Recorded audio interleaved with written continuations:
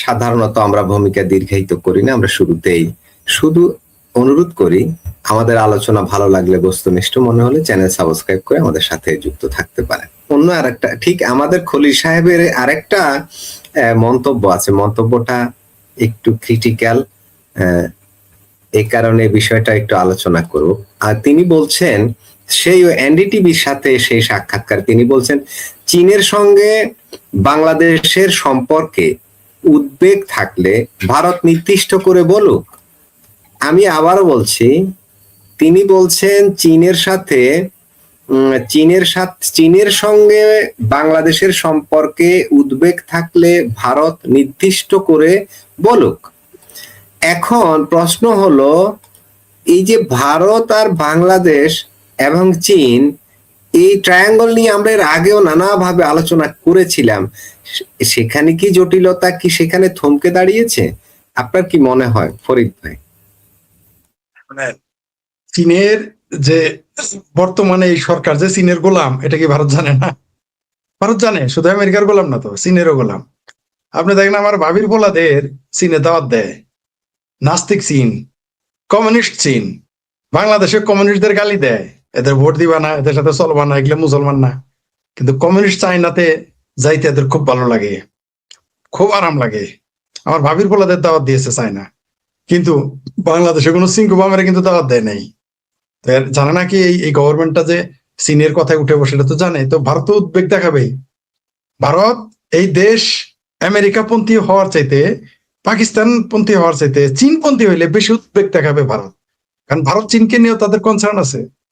চায়নার সাথে বাংলাদেশের যখনই কাইটে পিরিতি হবে, ভারতকে বাদ দিয়ে, মানে ভারতকে সাথে রাখলে আবার কিছু বলবে না। তো এই দেশে যারা সরকার, এরা তো চায়নার কথায় কাজ করবে। এটা তো ভারত যেন উদ্বেগ তো দেখাবেই। কারণ আপনি যখন খাবেন ভারতের চাউল, ডাল, নুন, তেল সব ভারতের, গীত গাবেন, ভাত খাবেন ভাতারের, গীত গাবেন নাঙ্গের, সে তো উদ্বেগ দেখাবেই। সেজন্য উদ্বেগ নির্দিষ্ট করে বলতে হবে কেন? খলিলুর রহমান জানে না সবকিছু বলে দিতে হবে? সবকিছু বলে দিতে হয়? বাংলাদেশ তো জানে 10টা অস্ত্র দিয়েছিল বিএনপি, এটা ভারত ভুলে গেছে? এই দুটো দেশকে কিভাবে হ্যান্ডেল করবে ফরিদ ভাই? এই দুটো দেশ, এখানে একটু জটিলতা তো এই দুটো দেশের ব্যাপারে আছে। এবং চীন আমাদের অনেক বড় ইনভেস্টর, আবার ভারত আমাদের প্রতিবেশী। আবার এই দুই দেশ থেকেই আমরা কাঁচামাল আমদানি করি, উৎপাদন করি, আবার রপ্তানি করি। এই দুই দেশকে আমরা কিভাবে হ্যান্ডেল করতে পারি খুব সহজে? আপনাদেরকে স্থির, সাহসী এবং লিবারেল হইতে হবে। অর্থাৎ আমাদের ব্যবসায়িক স্বার্থকে আগে দেখতে হবে যে কোথায় কি। এখানে আপনি ভারত এবং চায়না দুইজনকে সমানভাবে তাদের সাথে থাকতে হবে। কম বেশি করবেন সেটা হবে না, কেউ মানবে না। চায়না মানবে না, ভারত মানবে না। চায়না, শেখ হাসিনার সরকার যাতে 100% ভারতের দিকে ঝুঁকে না পড়ে, সেই জন্য কিন্তু আওয়ামী লীগ সরকারকে প্রথম স্বীকৃতি দিয়েছিল কোন দেশ? ভারত না? ওই যে শেখ হাসিনার সরকার যে সমালোচনা, কোন দেশ স্বীকৃতি দিয়েছিল? চায়না। কারণ তারা বিজনেস বুঝে, তারা বিজনেসের সাথে সাথে সাথে শেখ হাসিনার সাথে তারা মিল হয়ে গিয়েছিল। কারণ জানা হলে ভারত এখানে সমস্ত কিছুই দখল করে নিবে। তো ওই রকম বিষয়টা তো এরকম আছে। বাংলাদেশের উচিত, যে সরকার আছে, যদি তারা বাংলাদেশের ভালো চায় এবং তারাও যদি তাদের ক্ষমতা স্থায়ী করতে চায়, তাহলে অবশ্যই ভারতের সাথে সুসম্পর্ক রাখতে হবে। আমি বলে দিয়েছি তো, বাংলাদেশ চলে কার উপরে? মধ্যপ্রাচ্যের উপরে রেমিটেন্স নির্ভর করে। তারপর আপনার চায়নার সাথে যেটা বললেন, কাঁচামাল এবং অন্যান্য সুবিধা, ইনভেস্টমেন্ট, আমেরিকার সাথে ইনভেস্টমেন্ট এবং কূটনীতি, আর ভারত। এই কয়টা দেশে তো আমাদের উপরে সবচেয়ে বেশি প্রভাবশালী। আমেরিকা, মধ্যপ্রাচ্যের দেশগুলো, ইরান না। কিন্তু ইরানের কোনো, বাংলাদেশে ইরানের কোনো অর্থনৈতিক আমাদের কিছুই নেই, তার সাথে 5 পয়সার উপকার হয় না। মিডল ইস্ট, অন্যান্য দেশ, মানে মিডল ইস্ট ধরলাম, ভারত, চায়না, আমেরিকা, এই কয়টা দেশের উপরে আমাদের অর্থনীতি নির্ভর করে। আমাদের কূটনীতি ওইভাবে সাজাতে হবে, আমাদের অর্থনীতি ওইভাবে সাজাতে হবে। কারোর উপর 100% ডিপেন্ডেন্ট হওয়া যাবে না, আবার কারোর সাথে সরাসরি বিরোধ করা যাবে না। আমেরিকার সাথে বিরোধ করলে আপনার দেশ অর্থনৈতিকভাবে দুর্বল হবে, কোনো সন্দেহ নেই। কূটনৈতিকভাবে দুর্বল হবে, সন্দেহ নেই। মধ্যপ্রাচ্যের সাথে পাঙ্গা নিলে আপনার রেমিটেন্স আসা বন্ধ হয়ে যাবে। যদি আমরা নিজেরা কামলা না দিয়ে নিজেদের তৈরি করি, তাহলে আলাদা কথা। যদি আমরা স্বয়ংসম্পূর্ণ দক্ষ হই, তাহলে সৌদি আরবে কামলা না দিয়ে আরো দেশ আছে, কিন্তু আমরা তো সব অদক্ষ কামলা। এই জন্যই 50,000 টাকাটা 5 লাখ হয়ে যায়, কেউ কিছু বলে না। এরা যখন এয়ারপোর্ট দিয়ে যায় তখন তুই তুকারি করে বলে। শুধু যাতে তুই তুকারি বলে, এটা কিন্তু শুধু এয়ারপোর্টের বদমাইশদের দোষ তা না, অফিসারদের দোষ তা না। এটা আমাদেরও ঘাটতি আছে। কারণ যে কামলা তারা তুই তুই করি বলবো না, কি বলবো, তারা দুলাভাই বলবে। কিন্তু আমরা যদি তাদের দক্ষ বানাইতাম, এই প্রত্যেকটা আজকে যাদের তুই তুকারি বলতেছে এবং মধ্যপ্রাচ্যে কামলা দিতে চাইতেছে, এদের যদি দক্ষ কারিগর গড়ে তুলতে পারতাম, তাহলে যখনই তুই করে বলতো তখন তারা ঘুরে দাঁড়াইতো। এরা ঘুরে দাঁড়ায় না। আর যদি এরা দক্ষ হইতো তাহলে তুই করে বলতো না। আপনার বাড়ির দক্ষ কর্মচারীকে আপনি খারাপ ব্যবহার করেন না। তো সব দেশের সাথে মিলে চলতে, ভারতের সাথে বেশি মিল দিতে হবে। অন্য দেশের সাথে চলে আপনি গরিব হবেন, না খাই মরবেন না। কিন্তু ভারতের সাথে পাঙ্গা নিলে আপনি না খাই মরবেন। এটা বহুবার ধরে বলে আসতেছে, বহুদিন বলে আসছে। ফরিদ ভাই, তিস্তা মহাপরিকল্পনা যেটা, এই তিস্তার এই মহাপরিকল্পনা নিয়ে বিগত আওয়ামী লীগ সরকারও কিন্তু যথেষ্ট জটিলতায় পড়েছিল। এই প্রকল্পের কাজ করবার কথা ছিল চায়নাকে। পরে এটাকে 24-এর ইলেকশনের আগে শেখ হাসিনা যখন ভারত সফর করলেন, সেইখানে সম্ভবত এই তিস্তা মহাপরিকল্পনা নিয়েই অনেক কথা হয়েছিল। ভারতের সম্ভবত এখানে যথেষ্ট আপত্তি ছিল, সম্ভবত আমি বলছি। এবং এরপরে বাংলাদেশে এসে শেখ হাসিনা ভারত সফর শেষে বলল যে তিস্তা ব্যারেজের কাজ ভারতকে অগ্রাধিকার দিতে চাচ্ছে। তখনও দেয়নি, জাস্ট এটা সাংবাদিক সম্মেলনে তিনি এটা বলেছেন।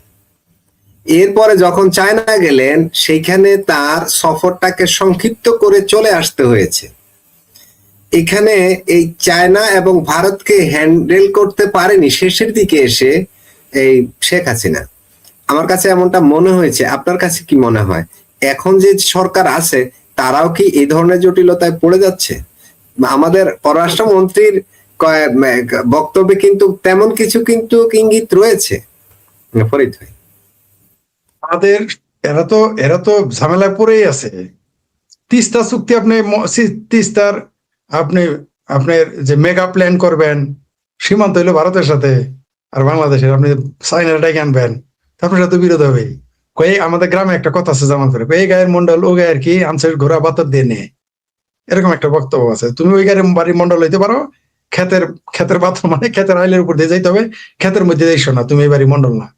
তো সীমান্তে আমার তাকাব্বুরি মানবে না ভারত। এটাই স্বাভাবিক, এটাই স্বাভাবিক। আমার নিজের দেশের ভিতরেই যদি আমি অন্যজনকে দাওয়াত দেয় না, আরেকজন মানে না।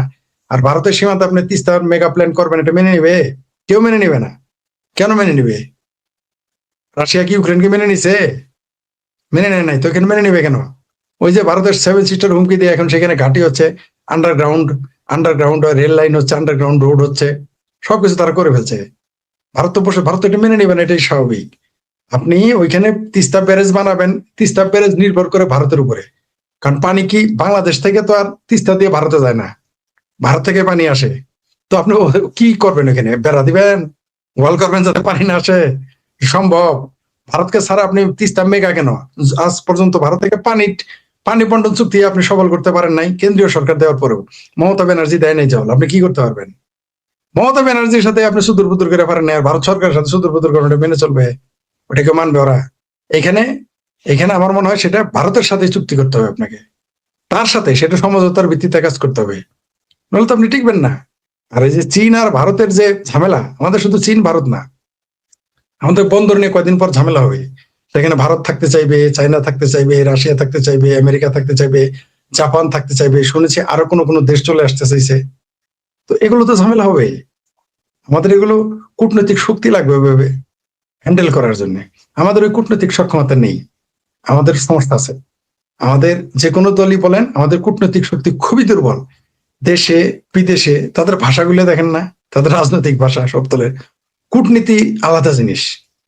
আপনি ব্রাজিলের দিকে তাকান, আপনি ভারতের দিকে তাকান, আপনি ইউরোপের দিকে তাকান, বা আপনি অন্যান্য ল্যাটিন আমেরিকার দেশগুলোতে তাকান, আর্জেন্টিনার দিকে তাকান, তাদের যে কূটনৈতিক শক্তি, সফলতা, মেধা, আমাদের সেগুলো আছে। ভারত সারা পৃথিবীতে এত শত্রুতা, ওই তারা কিন্তু বাংলাদেশ পাকিস্তান নিয়ে বসে নেই। ভারতেরা কেউ যদি মনে করে পাকিস্তানকে নিয়ে ভারত ভাবে, ভারতের সময়ই নেই। ভারত ভাবে চাইনাকে নিয়ে ন্যূনতম, বাংলাদেশকে নিয়ে তো ভাবেই না, হাসে। বাংলাদেশের মানুষ যখন হুমকি দামকি দিছে না, ভারতের লোকজনের সাথে আমার কথা হইতো, ভারতের কিছু লোকজন হাসতো, তারা কতক্ষণ করে বাংলাদেশের মানুষ পাগল হয়ে গেছে। ধন্যবাদ আপনাকে। জি, যিনি বলছেন কলকাতা থেকে নিয়মিত দেখেন, ধন্যবাদ। মালয়েশিয়া যেতে নেপালিদের টাকা লাগে না, আর বাংলাদেশের 7 লাখ। জি ঠিকই বলছেন, সেগুলোই বলছি। সুযোগ যদি পেতাম কোনোদিন, এবারে যে আল্লাহ খালে যদি আমি একটু সুযোগ পাইতাম তাহলে দেখাই দিতাম। তবে আমি ওর মতো দেখাইতাম না। প্রথমে সিন্ডিকেট যারা করে তাদের গলায় ভাড়া দিতাম, মানে প্রশাসনিক ভাবে, নিজে তো ভাড়া দিতাম না, প্রশাসনিক ভাবে গলায় ভাড়া দিতাম, প্রশাসনিক বিষয় নিয়ে। যাই হোক, সেটা অন্য বিষয়। আমাদের, হ্যাঁ, আপনি দেখেন, আপনি এখানে আমাদেরকে সতর্ক থাকতে হবে প্রত্যেক মানুষকে। মানে যারা কূটনীতিতে আপনি চেহারা দেখে নিয়োগ দিলে চলবে না, ওইখানে দক্ষ প্রফেশনালদের নিয়োগ দিতে হবে। প্রফেশনাল প্রফেশনাল কূটনীতিক, যার দেশপ্রেম থাকবে এবং সেই সাথে প্রফেশনাল, এই সমস্ত লোকদের কূটনৈতিক হিসেবে নিয়োগ দিবেন। নাহলে হবে না। দালাল, রাজনৈতিক চামচা। কূটনীতি আলাদা জিনিস, কূটনীতি টোটালি আলাদা জিনিস। তাতে দেশপ্রেম যদি থাকে, দেশ অনেক। আপনি দেখেন অজিত দোভালের দিকে তাকান, রামলা ছিল না, এই যে এস জয়শঙ্কর আমলা ছিল না, কিন্তু দেখেন তারা দেশের জন্য, আমলারা দেশের জন্য ভালো করে না, তারপরে দেখেন এদের দিকে তারা কত বড় কূটনীতিক। এই সরকার, ভারতের সরকার টিকে আছে এই 2জন মানুষের উপরে, তাদের কূটনৈতিক তৎপরতা। এ তো আমাদের দেশে এরকম কূটনৈতিক ব্যক্তি লাগবে, যাদের দেশপ্রেম থাকতে হবে। কি চায়? আপনি নিয়োগ দিচ্ছেন, রাষ্ট্রদূত হয়ে বসে থাকে। আমি 4টা দেশের রাষ্ট্রদূতের খবর জানি।